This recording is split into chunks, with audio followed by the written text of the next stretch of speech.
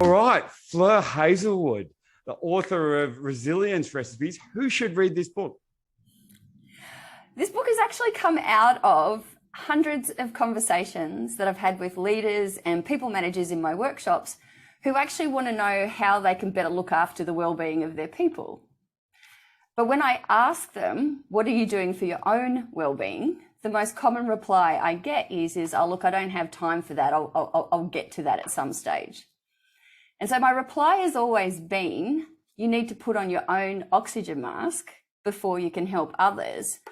And the response is always like, yeah, I'll get to that when I have time. Look, I know that, but that's not for me. That's for someone else. Yeah, isn't it a lovely thing though that they want to help someone else without being aware enough to know that helping themselves is actually going to help other people as well?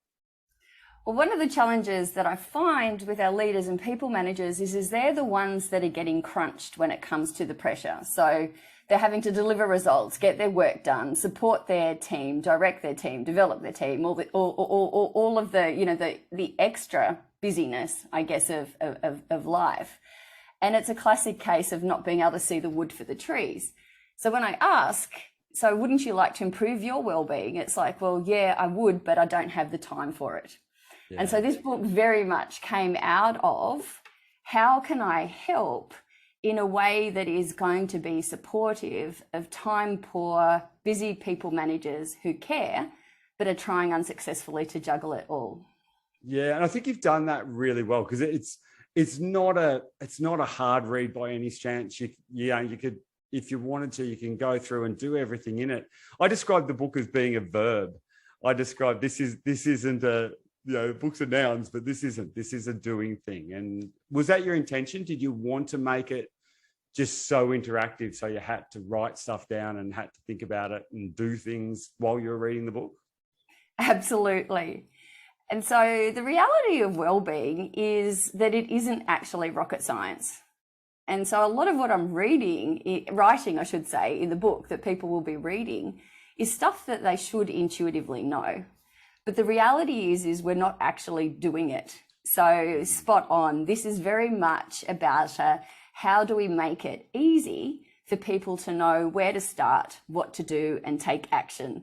So I'm absolutely stoked you described the book as a verb. Okay, excellent. Because it really was. I have one big disappointment with it is I read it on my Kindle and you couldn't write. You can't write on your Kindle. So I had to actually had another little pad and I wrote them down and it lost a little bit. So I think if you're going to buy this book, I think you should buy the paper version because I reckon the paper version has something to it because it is so interactive. Well, I can definitely help out with that too, Luke, because on the Resilience Recipes website, I actually have got a downloadable PDF of just the core exercises. So if people people don't want to scribble on their book, so this is where it came out of. So people who are buying the paperback goes, oh look, the book is so pretty. I don't want to ruin it with my rambles. And so I've gone, all right, one more excuse that I need to help people overcome to actually start doing creating their own wellbeing plan and doing their own work. So anybody who buys a book, whether it's electronic or paperback, will be able to download their own personal editable PDF plan. So if you're a scribbler, you can print it, and if you prefer to type, you can type it in. So Luke, I'm doing my best to support that verb. And one of the things that you ask us to do very early on is to come up with your own definition of what resilience is or what well-being is. And we were talking about this before we came on air and you said, oh, mine changes all the time. And I really love that. I reckon it probably should. So what if you had to say your definition of well-being now, what would you say? Well, my overall definition of well-being is feeling good, functioning well, having fun, living with purpose, and positively contributing. So that's very much about my values and what I overarchingly care about. What I've noticed coming into this year is that there's been a bit too much work and a little bit less fun. So my current definition of well-being is very much around fun first. Yeah, okay. Because that's actually a really cool cool. One of the things you talk about is you have a bucket with rocks and sands and rocks. And can you take us through that metaphor? Because I really love the way you did that in the book.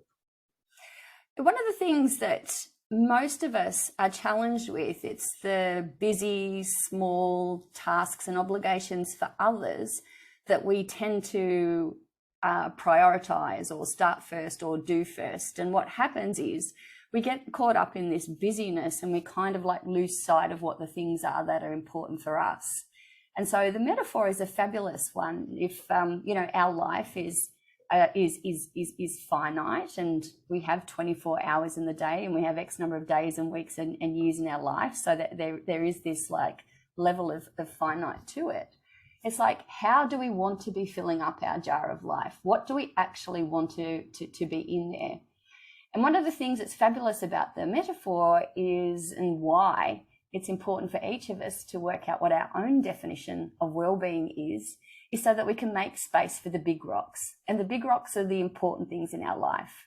So our family, our friends, our health, our home, satisfaction and purpose from the work we do, those types of things.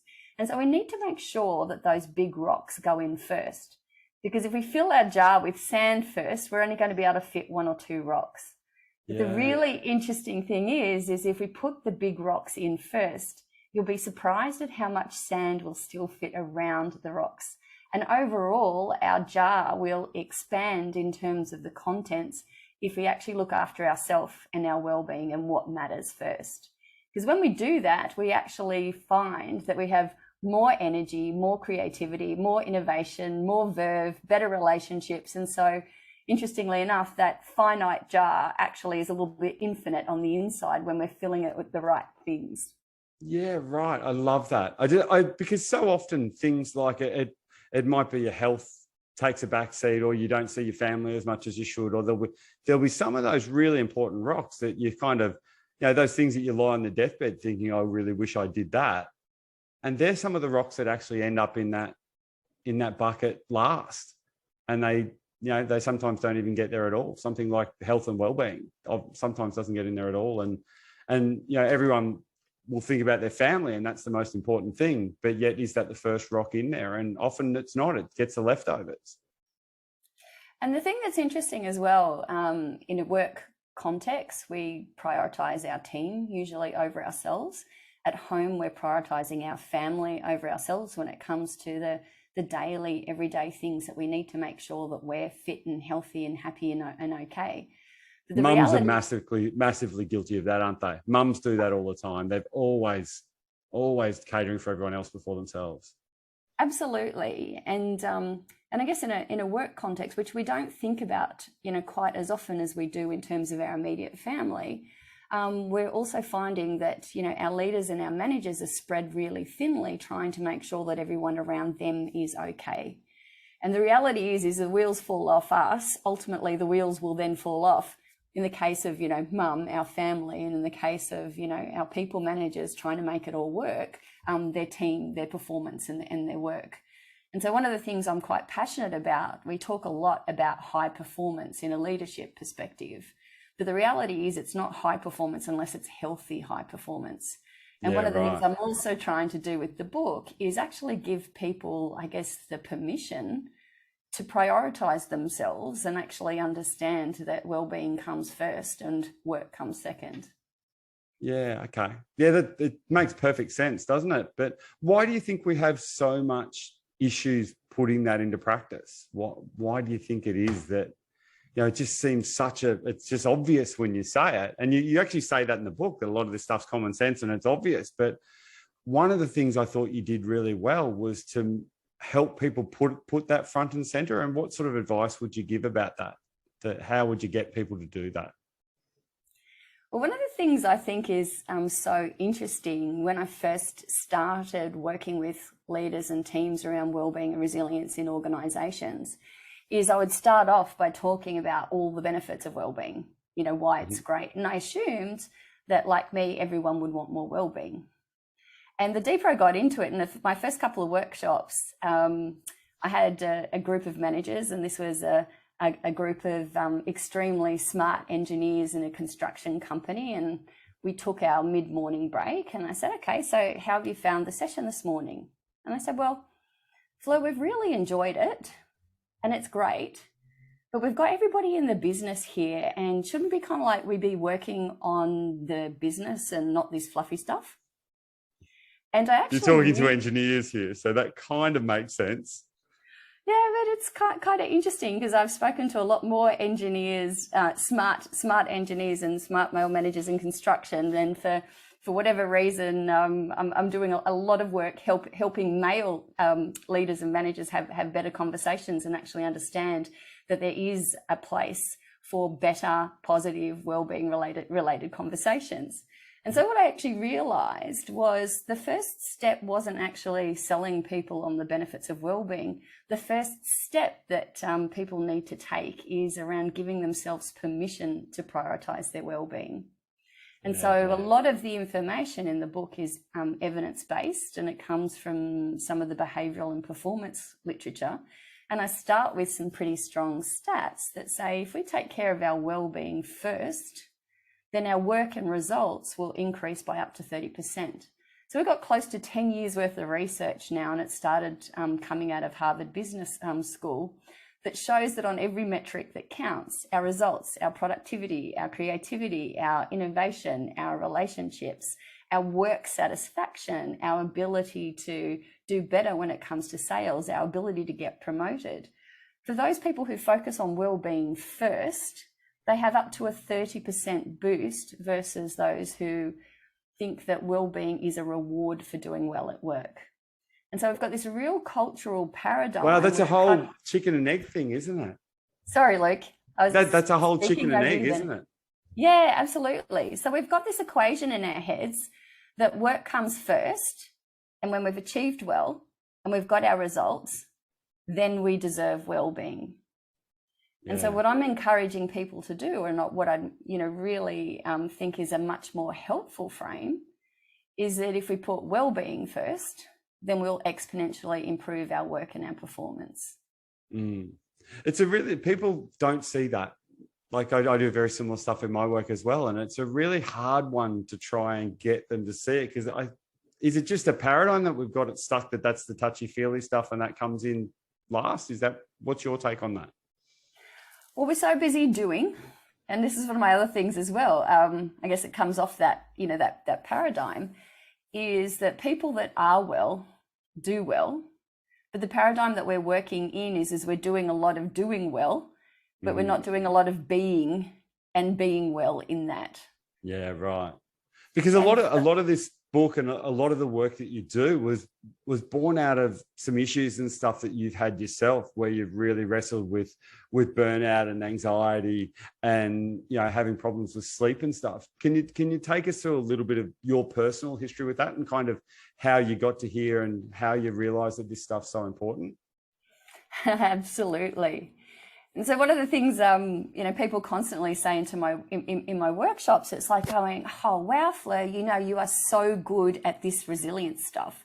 I wish that, I was as good as you at this.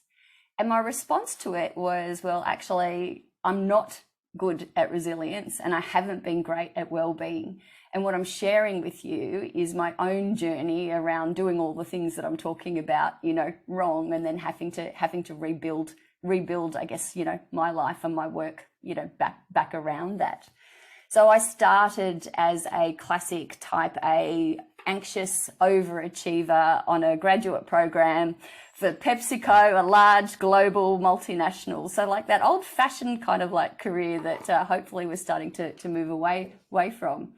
And I set myself the objective that I wanted to become a CEO before I was 40 years. And of course, I overachieved that. And I want to be CEO of Pepsi by the time I'm 40. No, I didn't want to be CEO of PepsiCo. I wanted to be CEO of something. Okay. I love that. Great question. No, I was sort of like on a high road to self-destruction, but it wasn't quite as global as that. Okay. But I was managing a textile organization through the global financial crisis. So when I guess for the first time in a long time, businesses really got rocked, and companies were scrambling to work out, how do we survive? How do we navigate this? And at that time, and I'm so pleased that the pendulum has swung quite differently with COVID. At the time, the way that organisations dealt with dramatic shakes in business revenue was to basically retrench and cut people and cut staff. Yeah. That was a real thing in the starting in probably the 80s, wasn't it? That these very selfish managers decided that the best way to get your bottom line where it is to wreck people's lives. And it's, I hope it's changing, but I'm not sure it's changing as quickly as I'd like it to say.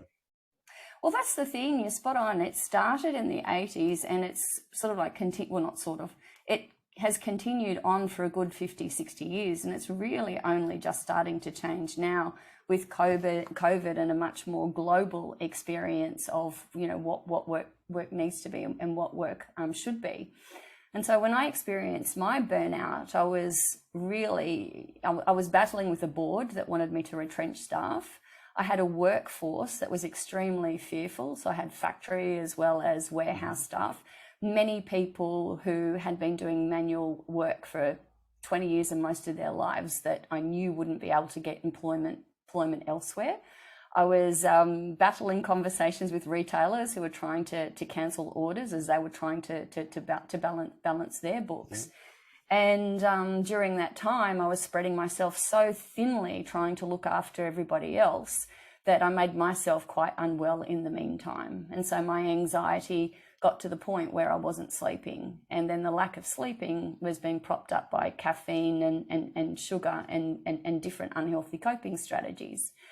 Then through that, the exhaustion got to the point where I was hyper and my body started shutting down. So I had leaky gut syndrome, I had adrenal exhaustion, I had a strep outbreak in terms of, the bad bugs fighting the good bugs, in terms of my stomach. And so I became extremely unwell. And when I came out of the global financial crisis, I guess there was this much, much stronger conviction that the way that we navigate these things is together, not separately. And so my parent organisation was very keen for me to start reducing staff and headcount. I was very keen not to do that. And I had a very honest and open and frank conversation with my whole company at the time, which I was advised not to do because of the various HR implications of that. But my view is, well, do we really need to sort of sack 30% of our workforce? What if we speak to the workforce and say, hey, we've never actually experienced something like this before. If we all agree to work 20% less, it means all of us will still have some work and we can figure out what this means together. And did that work? Did they come up with a solution in that particular case? Because there's lots of stories like that they do, and it actually can foster a better tribe. It can foster a more inclusive team and stuff like that. Was that your experience in that case? So I was speaking in front of my staff in the canteen in the factory, because that was the biggest room that we had. And I was absolutely petrified. So my voice was really quiet and I was shaking and everyone's going, we can't hear you. So I ended up having to actually stand on one of the canteen tables. So I was already feeling quite vulnerable. And here I am sort of standing on a table in this. With adrenal exhaustion and all of these medical With adrenal fatigue and exhaustion. Stress. And a sea of faces, and from what I've been told, an extremely high risk strategy that I wasn't authorized to do. And so I put the plea out there. I said, hey, you know this business better than I do. We know each other. We are a company together. A company is not products. A company is the people that are in the company. And what I need, what I'm asking and what I need from each of you is to commit and sign this piece of paper that says, hey, I'm happy to work with you and reduce hours by 20% for 3 months. And then my commitment back to you is at the end of 3 months, we'll assess where we are and we'll talk together about what we'll do next. Sounds like magnificent leadership. That sounds fantastic. it was absolutely scary, vulnerable leadership at the time. And what made it even more at that time scary, but also hilarious in hindsight, was the spokesperson from the Chinese speaking group in the factory came forward after sort of like this minute's worth of silence where everyone was like chatting to themselves, and I'm going, oh my goodness, what is going on? Feedback, please, feedback, please. Yeah. And stepped forward and said, Fleur, we don't actually understand what you are saying, but we trust you and we know that you care. And if you would like us to sign this paper, we will sign this paper. Oh, wow. That must have made you feel beautiful. That just must have felt great. And then one by one, every single person came up to the table, signed the piece of paper and looked me in the eye and said, Fleur, if this is what you believe is best for all of us, we trust you. Oh, wow. And I came out of the global financial crisis. I had the smallest business in a large group of companies. So my little business was 20 million. The largest group in the company was 150 million.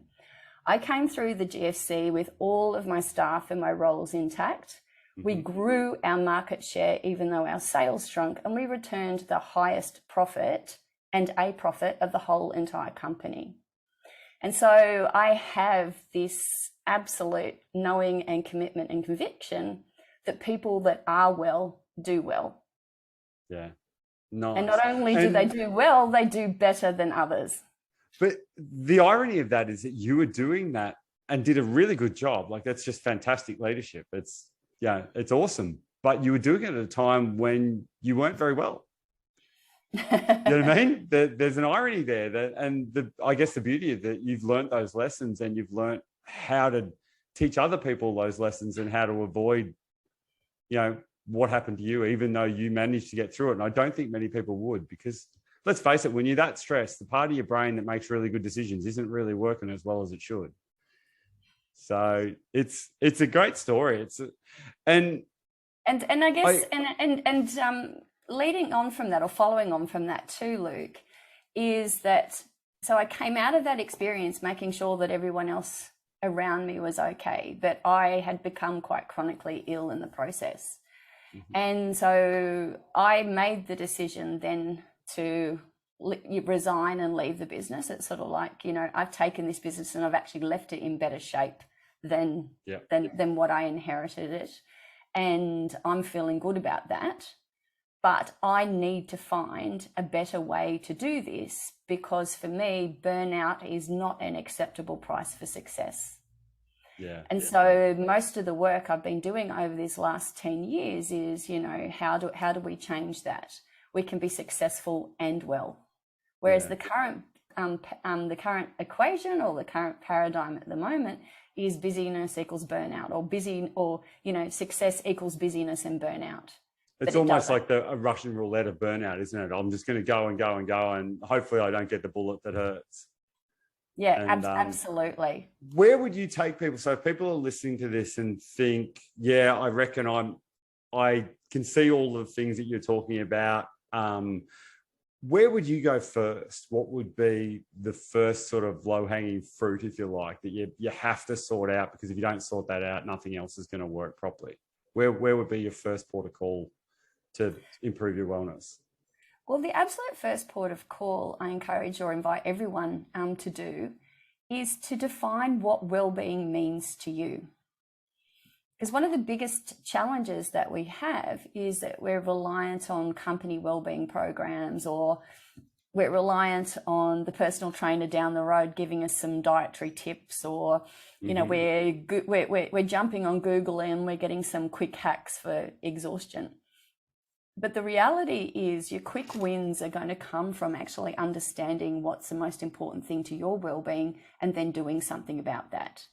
So you talked earlier, Luke, before, around how busy mums are. And if we look at what well-being to a busy mum, or let's say, a new parent with, a brand new baby that's crying through all the night, number one priority for well-being is probably going to be something around getting more sleep and some help around the house. Yeah. Whereas if you're a young, anxious grad, starting out on your first job and wanting to make a good impression, what's going to be more important for your well-being is the mastery of what it takes to be successful at work, and sort of like, you know, finding out ways to kind of like find friends and make social connections in the networks that you need. Yeah. And so that's where we come from when we say, you know, well-being isn't one size fits all.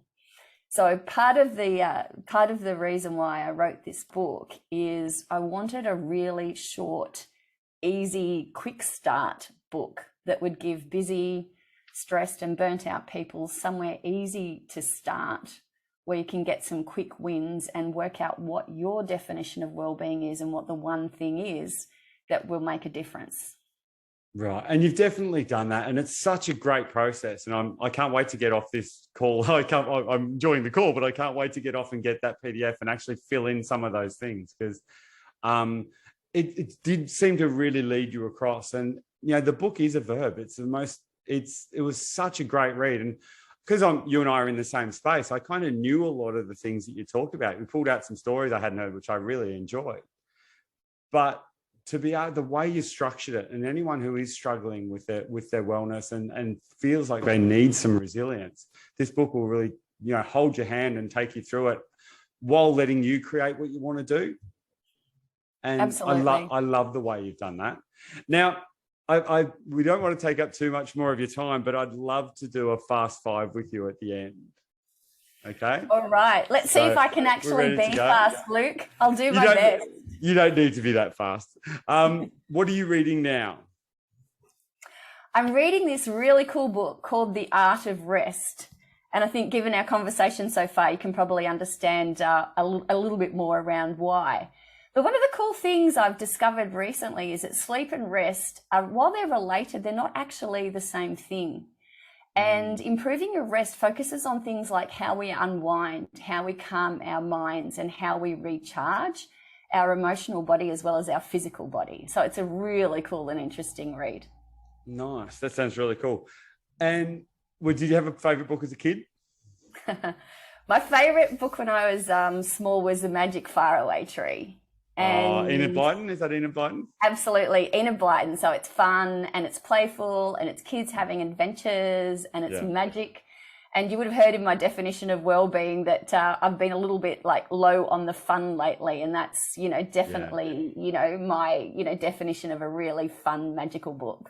Yeah, nice. What's a book do you think everyone should read? Eat, Move, Sleep by Tom Ruff. I'm not sure if you've read that book, Luke. I have. But it's very much around how the small, simple tips and changes, or how small, simple tips and the baby steps, the 1%ers and the small changes that we make can actually build up to improve our health in big ways. Yeah, it's a great book. It's really cool. And what book do you think had the most influence on you? The book that has the most influence on me and is still having the most influence on me is The Art of Living by Thich Nhat Hanh. And he's this amazing Vietnamese... He just passed away recently. Yeah, at 95 or 96. Yeah.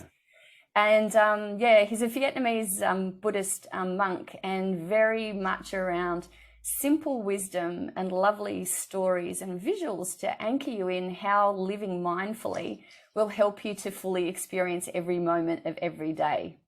Yeah, so for part of my journey has been breaking that cycle of doing and a bit more being. And this has been one of the most beautifully written, simple, and I guess, you know, a little bit intuitive as well. You read it and go, oh yeah, I should be doing this, but I'm not. That just makes sense. Yeah, so right. The Art of Living, it's a beautiful book.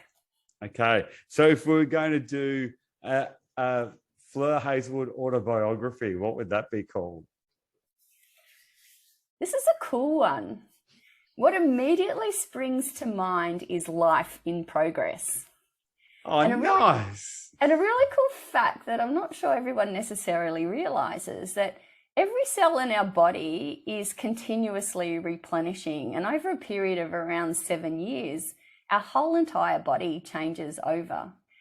And life in progress for me is a bit of a, you know, play on work in progress. And I think we kind of like need to frame out this work in progress and make it a life in progress.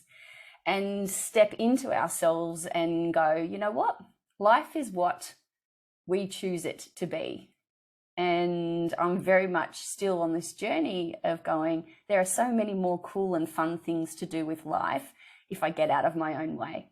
So life in progress. Love what you said there. Life is what you choose it to be, and be a little bit deliberate with what you choose.